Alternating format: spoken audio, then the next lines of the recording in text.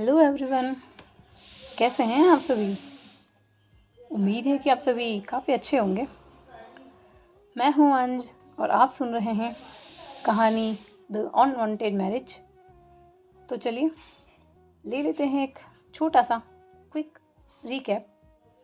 पिछले पार्ट में आपने देखा कि रूही कैसे विराज के सामने लिया का स्टैंड लेती है। लिया विराज से थोड़ा उलझने ही वाली होती है और रूही लिया को अपने कैबिन में ले जाती है और विराज को वार्न करती है कि वो उसके एम्प्लॉय से इस तरह से बदतमीज़ी ना करें। और ये दोनों शेयर करते हैं अपने उन प्यारे पलों को, और ये दोनों अपने उन प्यारे पलों को ऑफिस में बिता ही रहे थे कि तभी ये एपिसोड हो जाता है ख़त्म। Sorry for that, jokes apart. चलिए चलते हैं आगे। रूही और लिया अब एक दूसरे की बाहों में लिपटे हुए हैं। उनकी सांसों की गति एक ही लय में मिल रही है। लिया की उंगलियां धीरे धीरे रूही की पीठ पर उसकी स्पाइनल कॉर्ड के साथ ऊपर और नीचे चल रही हैं, जिससे रूही की उत्तेजना में काफ़ी बढ़ोतरी हो चुकी है। रूही का सिर लिया के गर्दन पर टिका है।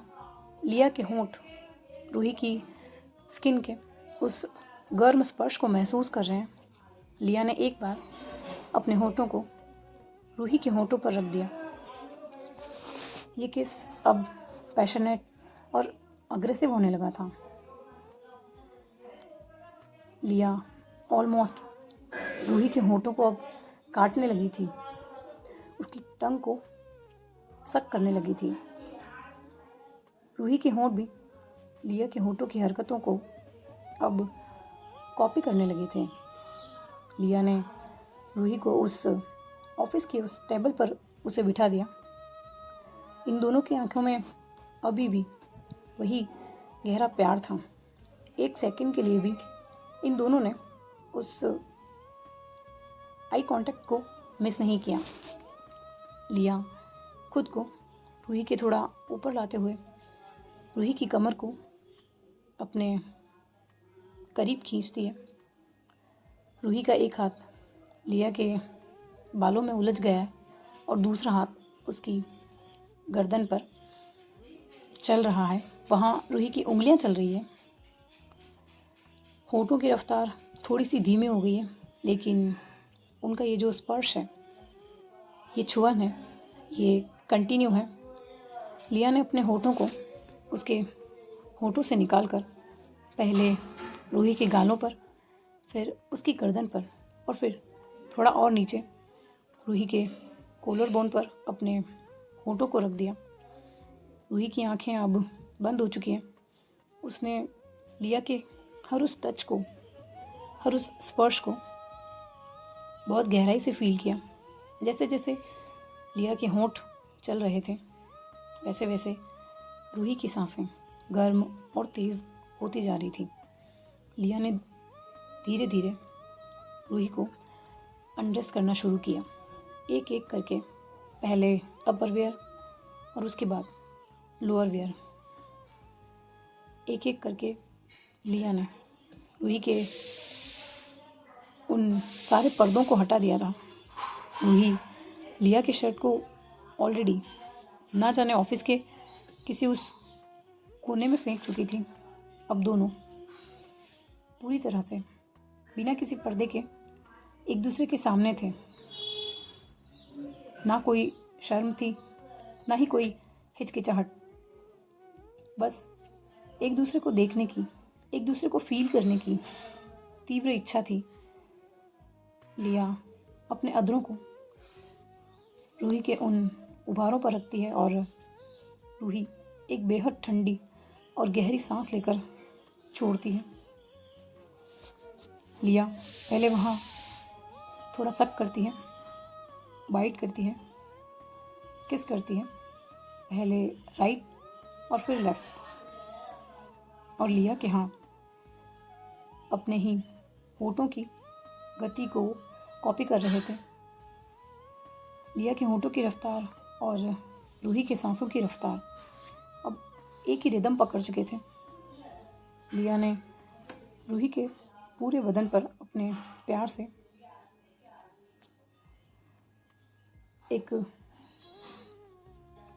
छूना शुरू किया, थोड़ा और नीचे, उसकी नाभि से लेकर उन खूबसूरत थाइस पर उसने अपने होठों को रखा और फिर लिया के हाथों ने अपनी जगह पर जाकर अपनी हरकतें करना शुरू कर दी।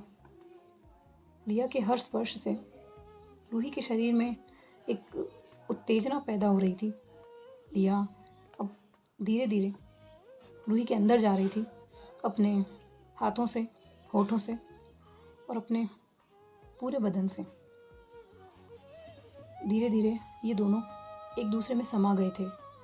उनकी रफ्तार तेज़ थी, लेकिन हर स्पर्श में प्यार और कैर था। रूही के होठों से निकलती हुई धीमी आवाज़ें उस ग्लास से बने कैबिन में गूंज रही थी। इन दोनों की सांसें एक दूसरे में मिल चुकी थी। पाखी ने अपने होठों को रूही के होठों में भर लिया। फिर से एक बार होठों के साथ साथ हाथों की हरकतें भी अब कुछ देर में अपनी रफ्तार धीमी कर लेते हैं। रूही लिया के होठों में ही एक लंबी गहरी ठंडी सांस भरते हुए अपने सिर को जैसे उस टेबल में घड़ा देना चाहती हो, जैसे चाहती हो कि बस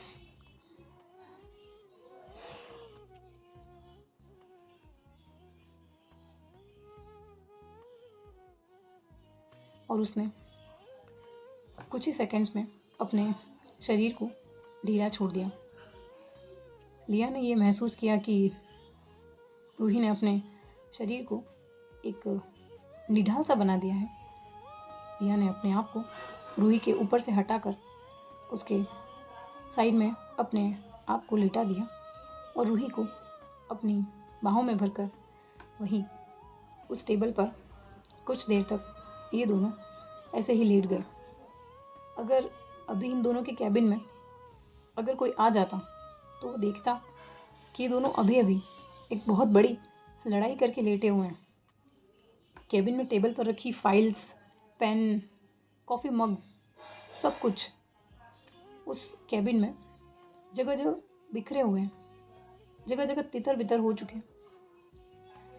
कुछ देर बाद रूही लिया से कहती है, I love you my monkey.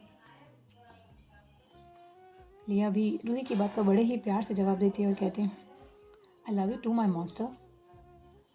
और लिया पहले बहुत ही ध्यान से रूही को उठाती है और फिर खुद उठती है, रूही के फॉरहेड पर एक किस करती है और वो पर्दे जो अभी अभी इन दोनों ने उतार कर न जाने इस कैबिन के किन किन कोनों पर फेंक दिए थे, उन्हें एक एक करके रूही को पहनाती है और खुद भी अपने आप को उन्हीं पर्दों में ढक देती है।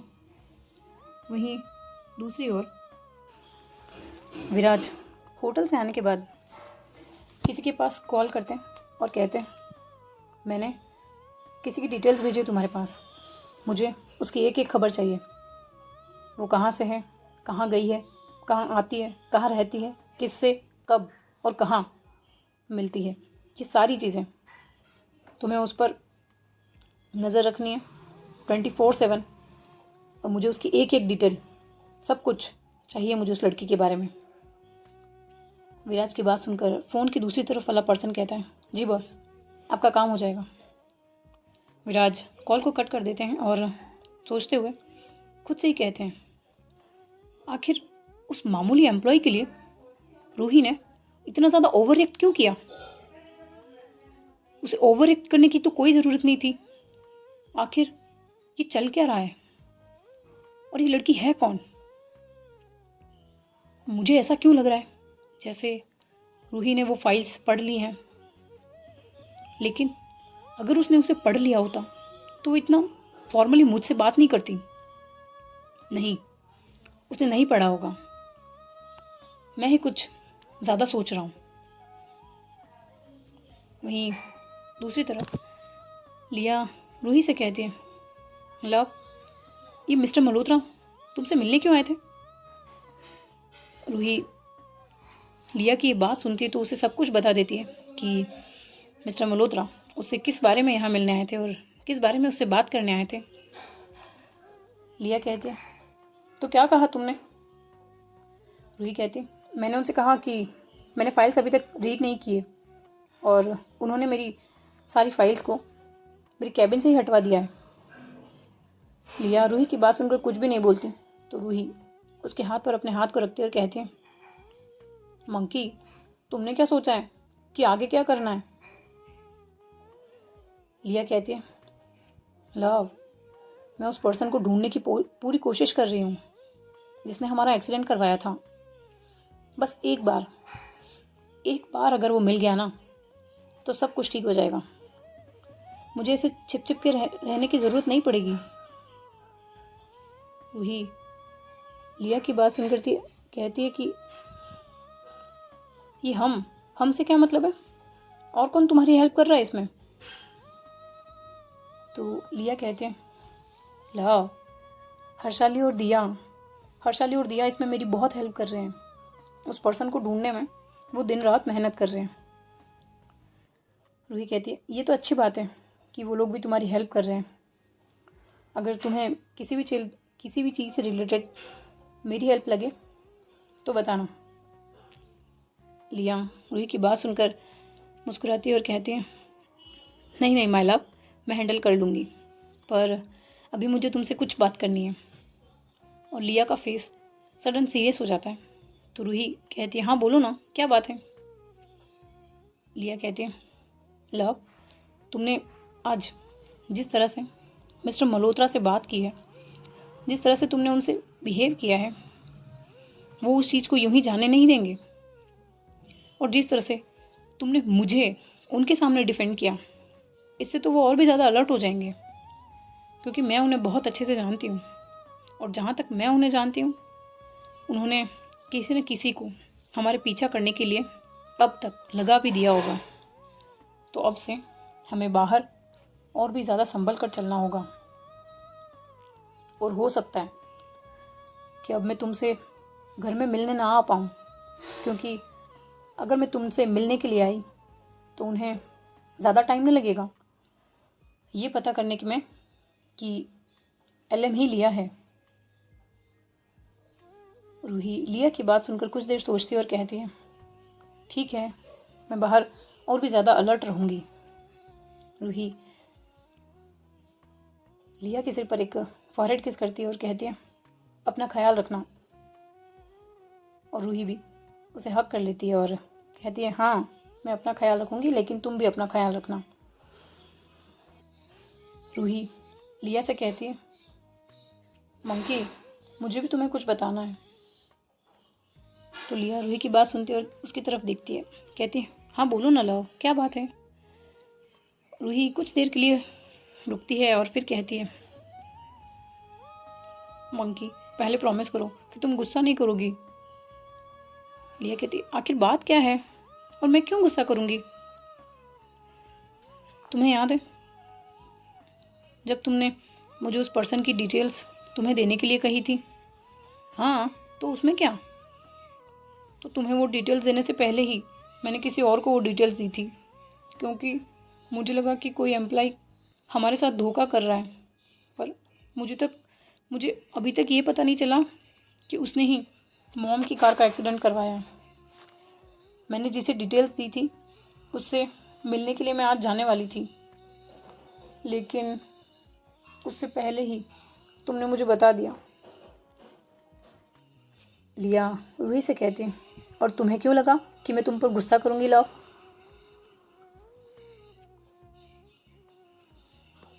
रूही कहती, नहीं, ऐसी कोई बात नहीं है, पर पिछली बार मॉम से रिलेटेड मैंने कुछ पूछ लिया था तो तुमने मुझ पर बहुत गुस्सा किया था ना, इसीलिए मुझे लगा कि कहीं तुम इस बार भी मुझ पर गुस्सा ना कर दूं।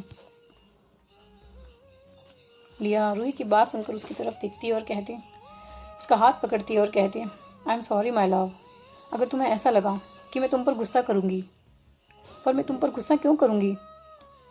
अगर तुमने कुछ किया होगा तो सोच समझ कर ही किया होगा ना। रूही कहती, नहीं, तुम्हें सॉरी बोलने की कोई ज़रूरत नहीं है। लिया कहती, चलो अब हमें भी चलना चाहिए, काफ़ी लेट हो चुका है। रूही लिया की बात सुनकर अपना बैग पैक करती है और ये दोनों एक साथ वहाँ से घर के लिए निकल जाते हैं। लिया रूही को घर ड्रॉप करने के बाद अपने स्टाफ क्वार्टर्स में चली जाती है और रूही घर के अंदर आलोक को देखती है तो आलोक उनसे कहते हैं, रूही बेटा तुम आ गई। आलोक की बात सुनकर रूही उनसे कहती है, हाँ डैड, क्या हुआ, आपको कोई बात करनी थी। आलोक मुस्कुराते और कहते हैं, हाँ बेटा, कुछ तो बात तो करनी थी, अगर तुम फ्री हो तो। रूही कहती है, हाँ डैड बोलिए ना, क्या बात है, मैं फ्री ही हूँ। आलोक रूही से अपने पास बैठने का इशारा करते हैं तो रूही उनके पास आकर बैठ जाती है। आलोक रूही से कहते हैं, रूही बेटा मुझे डैड का कॉल आया था, क्या हुआ, कोई बात हुई क्या होटल में। नहीं डैड, कोई बात नहीं हुई। क्यों, दादू ने आपसे कुछ कहा क्या। आलोक कहते हैं, नहीं, उन्होंने कुछ कहा तो नहीं, लेकिन उनकी बातों से लग रहा था कि वो बहुत गुस्से में हैं। रूही आलोक की बात सुनकर कहती है, एक्चुअली डैड, मैंने होटल के बजट को चेक करने के लिए पिछले 5 साल की फाइनेंस डिपार्टमेंट की फाइल्स को चेक करने के लिए मंगवाया था, पर दादू ने कहा कि मुझे ये सब करने की कोई ज़रूरत नहीं है। रूही की बात पर आलोक कहते हैं, तो क्या वो इस बात से गुस्सा हो गए। रूही हाँ में अपना सिर हिला देती है तो आलोक रूही से कहते हैं, रूही बेटा जो भी करना हो वो करो, पर प्लीज़ डैड से थोड़ा दूर रहो, क्योंकि मैं नहीं चाहता कि वो तुम्हें लिया की तरह ही ट्रीट करें। रूही आलोक की बात सुनती है और अपना सिर हाँ में हिलाती है और अपने रूम में चली जाती है। दूसरी तरफ लिया अपने रूम में आराम ही कर रही है कि तभी उसका जो फ़ोन है वो रिंग होता है।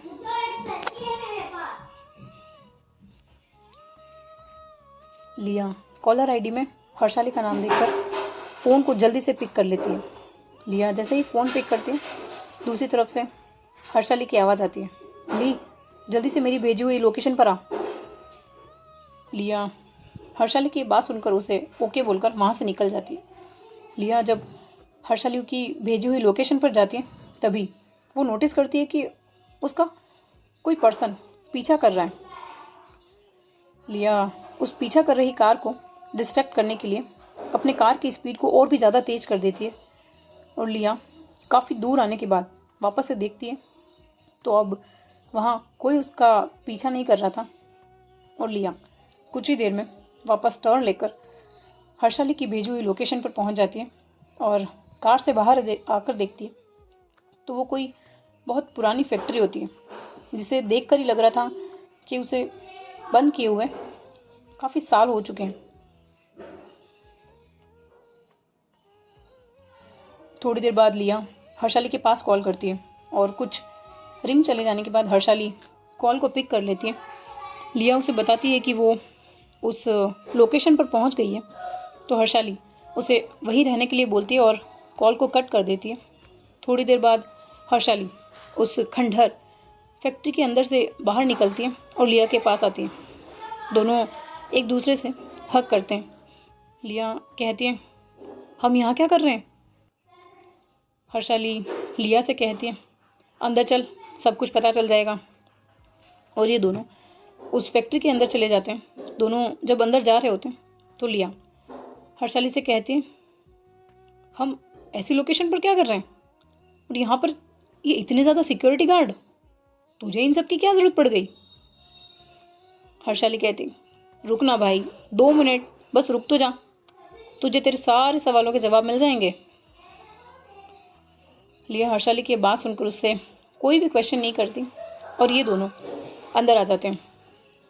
हर्षाली एक रूम के बाहर पहुंचकर गार्ड की तरफ इशारा करती है और डोर ओपन करने का इशारा करती है तो वो गार्ड गेट को ओपन करता है। हर्षाली और लिया दोनों ही अंदर आ जाते हैं। लिया थोड़ा सा कंफ्यूज है क्योंकि उसे हर्षाली अभी कुछ नहीं बता रही। दोनों अंदर आते हैं। लिया नोटिस करती है कि उस रूम में एक पर्सन को चेयर के साथ बांधा गया है। लिया अभी उसका फेस तो नहीं देख पा रही थी क्योंकि उस रूम में काफ़ी अंधेरा था। वो हर्षाली से कहती, ये कौन है और तूने इसे इस तरह क्यों बांध रखा है? हर्षाली लिया से कहती है, ये वही है जिसे हम पिछले 1 महीने से ढूंढ रहे हैं।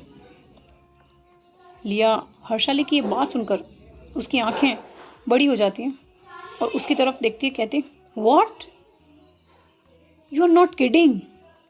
पर तूने तो बताया कि ये कंट्री में ही नहीं है और उसे ढूंढने में काफ़ी टाइम लग जाएगा, तो ये कैसे किया तूने? हर्षाली लिया का जवाब देती है और कहती है, मुझे पता है, पर मैंने जैसा सोचा था उससे काफ़ी आसान था।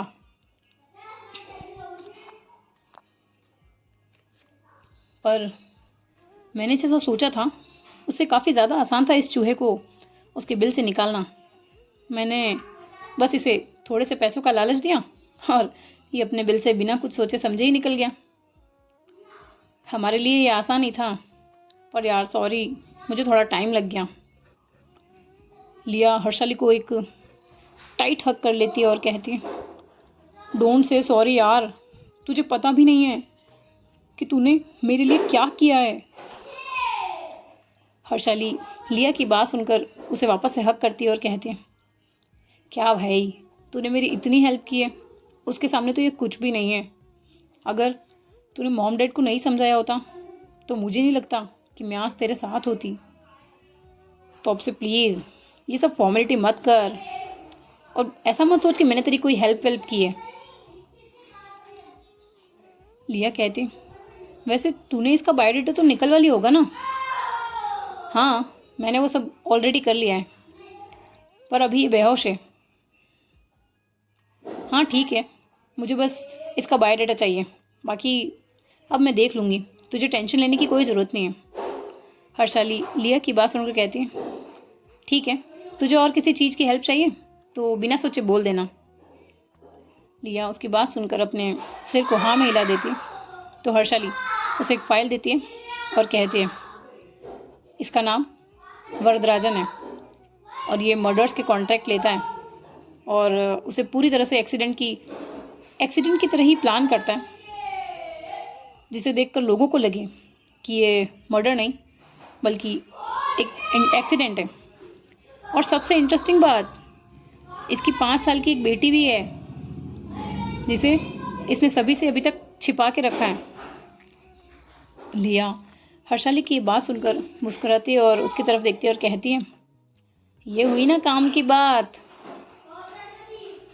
तो गाइज़, आज के इस कहानी को मैं यहीं तक रखूँगी। कहानी कैसी लग रही है मुझे ज़रूर बताइएगा।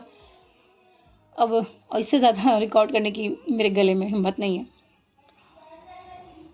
तो प्लीज़ माफ़ कर दीजिएगा छोटे पार्ट के लिए। मिलूँगी आपसे कहानी के अगले भाग में। तब तक के लिए खुश रहिए, अपने अपनों को खुश रखिए, और अगर कहानी अच्छी लग रही है तो प्लीज़ लाइक कीजिए, शेयर कीजिए, कमेंट भी कीजिए। कोई भी इम्प्रूवमेंट्स, कोई भी सजेशंस अगर आप चाहते हैं तो, और अगर आपके पास भी है कोई कहानी जो आप शेयर करना चाहते हैं तो प्लीज़ मुझे मेल कीजिए। तब तक के लिए bye bye, take care, thank you.